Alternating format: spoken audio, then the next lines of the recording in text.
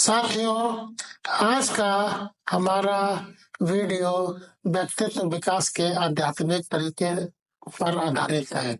समग्र व्यक्तित्व विकास की यात्रा में अपना आध्यात्मिक पक्ष खोजना एक महत्वपूर्ण कदम है। यहाँ हमारे व्यस्त और अव्यवस्थित दैनिक जीवन में आध्यात्मिकता को अपनाने के कुछ तरीके दिए गए हैं। बिंदुवार कुछ ऐसी चीजें हैं जो व्यक्तित्व विकास पाठ्यक्रमों की शिक्षाओं से परे है। तो आज मैं कुछ बिंदु हैं जिन पे आपका ध्यान आकृष्ट करना चाहता हूँ। पहला बिंदु है ध्यान। जब हम मौन और शांतपूर्ण होते हैं तो हम अपनी आत्मा की कोमल लय को सुन सकते हैं। ऐसा इसलिए क्योंकि आत्मा का नेचर ही शांत स्वरूप होता है। आत्मा शांत स्वरूप होती है। चाहे हम एक निर्देशित ध्यान, एक ट्रांस ध्यान, एक विजुअलाइजेशन ध्यान या उपलब्ध हजारों रूपों में से किसी एक को अपनाने का चयन करें, यह तब भी काम करेगा जब तक आपको शांत और शांत प्रतिबिंब के कुछ क्षण मिलते हैं। आपको इसके लिए मुद्रा ग्रहण करने की भी आवश्यकता नहीं है। आप इसे तब कर सकते हैं जब आप बिना सोचे समझे काम कर रहे हो या व्यायाम भी कर रहे हो। ध्यान आपके व्यक्तित्व को अंदर से विकसित करने में मदद करता है। दूसरा इम्पोर्टेंट बिंदु प्रार्थना है। प्रार्थना हमारे लिए आध्यात्मिक क्षेत्र से जुड़ने का एक अत्यंत प्रभावी तरीका है।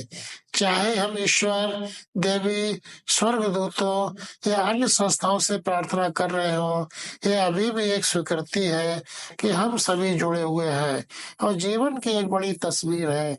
हमें केवल संकट के समय में प्रार्थना करने की जरूरत नहीं है, यहाँ तक कि भजन भी पढ़ना है। हम अपना दिन शुरू करने या रात के लिए सोने से पहले एक त्वरित मौन प्रार्थना कर सकते हैं। इसी कड़ी में एक और इम्पोर्टेंट बिंदु है कृतज्ञता प्रदर्शित करना, आभार प्रदर्शित करना। कृतज्ञता आंतरिक शांति का द्वार खोलती है और इस तरह आध्यात्मिक जागरूकता भी। आभारी हो, आप जो भोजन करते हैं उसे आशीर्वाद दें। उन चीजों की एक सूची बनाएं जिनके लिए आप आभारी हैं। ये सभी चीजें हमें खोलेंगे और हमें शांत जागृत का अनुभव करने के करीब लाएंगे। जब अपने भोजन से लेकर अपने जीवन तक हर चीज के लिए आभारी होते हैं तो हम एक सार्वभौमिक ऊर्जा की उपस्थिति को स्वीकार करते हैं और अपने जीवन में अधिक सकारात्मकता का स्वागत करते हैं। इस संबंध में ये भी विचारणीय है कि हमको इस शरीर को पोषित करने के लिए परमात्मा ने नेचर के थ्रू बहुत सी चीजें दी है जिससे हमारा पालन पोषण होता है। अतः हमें प्रकृति का और परमात्मा का जो है शुक्राना अदा करना चाहिए। इसी श्रेणी में अगला बिंदु करुणा का है। करुणा और सहानुभूति सच्चे आध्यात्मिक सेतु है। जब हम एक दूसरे के लिए महसूस करते हैं और उनसे जुड़ते हैं तो हम वास्तव में आध्यात्मिक क्षेत्र से जुड़ रहे होते हैं। केवल एक सच्चा आध्यात्मिक व्यक्ति वास्तव में दूसरे के दर्द और खुशी को महसूस कर सकता है। इसके लिए संवेदनशीलता बहुत जरूरी है और संवेदनशीलता के साथ साथ दूसरे आत्माओं से हमें आत्मीय लगाव भी बहुत जरूरी है। और यदि आप ऐसा कर सकते हैं तो आप आध्यात्मिक हैं, चाहे आप आध्यात्मिकता में विश्वास करें या ना करें। इसके साथ ही और भी इम्पोर्टेंट पॉइंट आते हैं जैसे रस्में, रिचुअल्स, संस्कार। ये संस्कार बहुत शक्तिशाली होते हैं। अच्छी भावना से किए गए 2 मिनट के सरल सकारात्मक अनुष्ठान करने से आप अधिक जुड़ाव और शांति महसूस करने में मदद कर सकते हैं। उदाहरण के लिए यदि आप हमेशा भोजन करने से पहले उसे आशीर्वाद देते हैं या शाम को अगरबत्ती जलाते हैं या सोने से पहले सभी के लिए सद्भावना की कामना करते हैं तो आप अपने आप में आध्यात्मिकता और जागरूकता के मार्ग को आकर्षित करते हैं। और भी इम्पोर्टेंट पॉइंट है जैसे कंपनी या संगति। किसी भी अन्य गुण की तरह अध्यात्म को अत्यधिक जागरूक, आध्यात्मिक और जागरूक लोगों के साथ निरंतर बातचीत के माध्यम से आत्मसात किया जा सकता है। बहुत अधिक सांसारिक लोगों के साथ रहने से अक्सर आपकी जागरूकता का स्तर नीचे आ सकता है, लेकिन जागरूक और आध्यात्मिक आत्माओं के साथ संपर्क बढ़ाने में इसे वास्तव में आपकी मदद हो सकती है।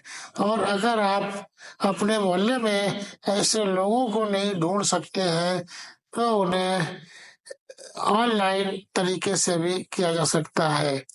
और आजकल इंटरनेट का जमाना है और दूरभाष का जमाना है। ऐसे में आप अच्छे साहित्य से अच्छे लोगों से जुड़ के अपनी संगति को अच्छा कर सकते हैं। और सबसे इसी कड़ी में अंतिम पॉइंट है दया और उपकारिता का। दयालु होना और जरूरत पड़ने पर दूसरे की मदद के लिए हाथ बढ़ाना एक बहुत ही आध्यात्मिक कार्य है। यदि आप निस्वार्थ रूप से, निष्काम भाव से किसी की मदद कर सकते हैं, भले ही बात कितनी भी छोटी हो या बड़ी हो, यह अभी भी आपकी जागरूकता, शांति और जुड़ाव को बढ़ाता है। यहाँ तक कि अगर आपको विश्वास नहीं है कि ब्रह्मांड आपकी दयालुता को कई गुना चुकाएगा, तब भी आप दयालुता के कृत्यों के माध्यम से उत्साह और तृप्ति की भावना महसूस कर सकते हैं। यह अनिवार्य रूप से एक आध्यात्मिक अनुभव है। तो आध्यात्मिक मार्ग इसके लिए बहुत जरूरी है और इससे हम अपने व्यक्तित्व के विकास को कर सकते हैं। ओम शांति। साथियों, अगर मेरा ये वीडियो आपको पसंद आया हो तो इसको लाइक करिए और हमारे परम धाम की यात्रा चैनल पे जो भविष्य में आप अपना ज्ञान वर्धन करना चाहते हैं आध्यात्मिक रूप से, तो हमारे वीडियो को देखते रहिए और भविष्य के वीडियो को देखने के लिए चैनल को सब्सक्राइब करें। ओम शांति।